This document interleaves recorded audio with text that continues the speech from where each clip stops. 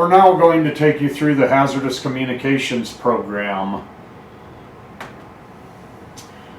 Every day we have close encounters with chemicals. We encounter chemicals filling our vehicle with gasoline, cleaning the bathroom, washing clothes, around our lawn and gardens, in our work environment, crop dusters. Many chemicals can cause injury or illness if not handled properly. Hazardous communication goals: you have a right to know chemical hazards. You also have a right to know PPEs, or personal protective equipment, what is needed when you're using these chemicals. First aid: what do I need to do? What do I do in case of a spill or a leak? And explain labels and safety data sheets. You have a right to know what you're using in your workplace. OSHA created the Hazardous Communication Standard to help ensure your safety when working with hazardous chemicals. And you have a right to know which hazardous chemicals you are working with. Hazardous Communication Standard: chemical manufacturers must determine the chemical hazards, provide labels and SDSs. SDS stands for Safety Data Sheet. They used to be material safety data sheets, and later on you are going to watch some videos on the changes to the MSDS sheets, and they will be referred to now as SDSs, or safety data sheets. As an employer, we must provide a hazardous communication program, maintain our SDSs, and train on all hazardous materials. Employees: you need to read the labels, look at the SDSs, follow employer instructions and warnings, identify any hazards that you might have before you start a job, and participate in all trainings. Now, the chemical hazards: there may be physical hazards, which is flammable, explosive, reactive. Health hazards could be corrosive, toxic. There are different routes of entry. In the SDSs, they list all of these areas. Could come in skin, contact with the skin or the eye. You could breathe it, inhale it, swallow it, and it could be absorbed through the skin. Chemical exposure: how much can you be exposed to? What is the dosage? What are the acute effects, and what might be the chronic effects?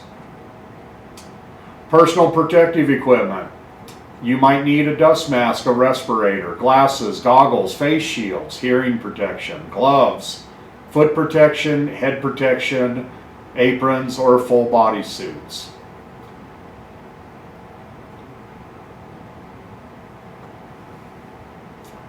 Hazardous materials first aid: in all of the SDSs, all of these sections are there, and these are the ones that we need the first aid. We need to know this in the event of somebody getting it on them or a child being exposed to it.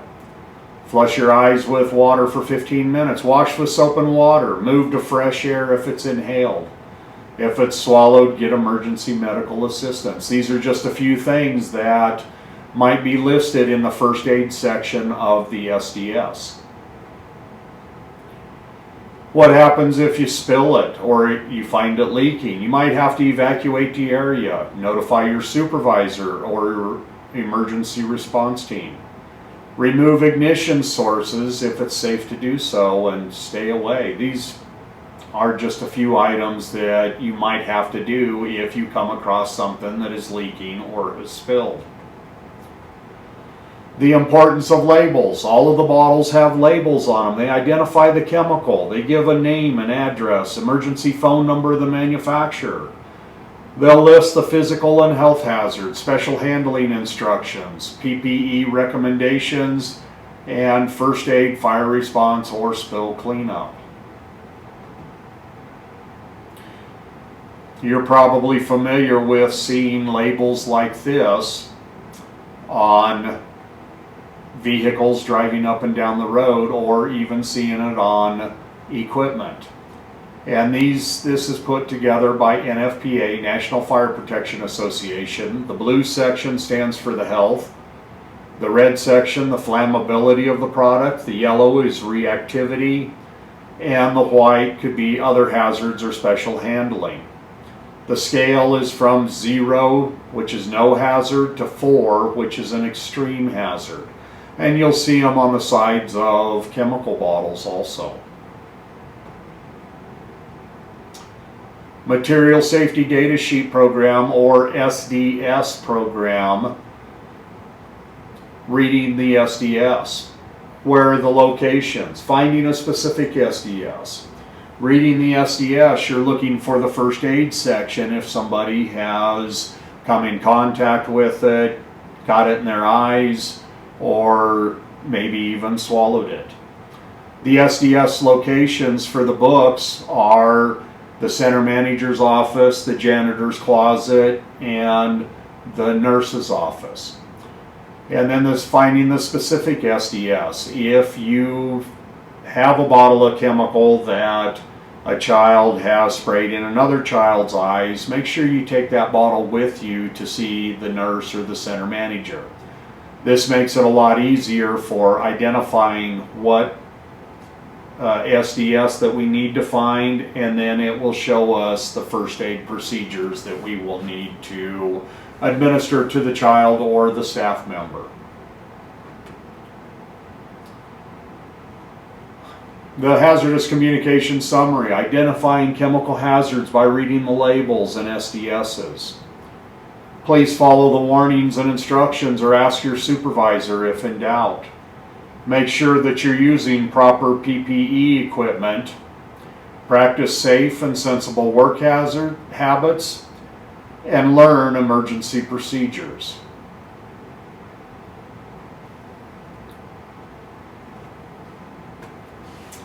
Now, following this video, there is going to be 4 videos. The first 2 videos are in English, and the second 2 videos are in Spanish.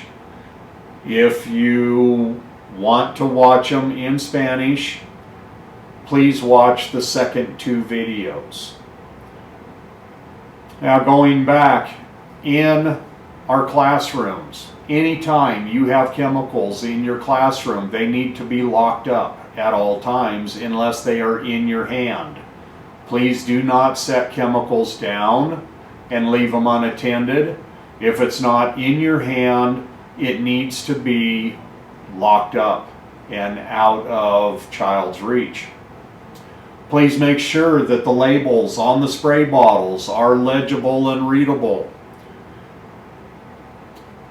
If these bottles or labels on these bottles become marred up to where they cannot be read, please notify your center manager so the bottle can be replaced. Also, on the bottle there is a white sticker that is another label that says what the product is, whether it might be Oxivir, Virex, J512, soapy water, those types of chemicals. It also lists out all of the areas that chemical can be used on, whether it's tables, toys, bathroom surfaces, whatever the case may be. And it also lists out the contact time. Please make sure that this label is always legible. And if not, please report that to your center manager. Now, please do not bring in any outside chemicals into the facility. If the chemical is not in our safety data sheet book, it cannot be in our centers. Any chemicals that are found in our centers that are not in our SDS book will be confiscated and removed from the center. If you think we should try a specific chemical, maybe talk to your center manager and let her talk to the facility operations specialist and the determination will be made whether we will bring this chemical into our centers to be used. But please do not ever bring any outside chemicals into our centers. If you have any questions, please talk to your center manager or the facility operations specialist when he's in your center. Thank you.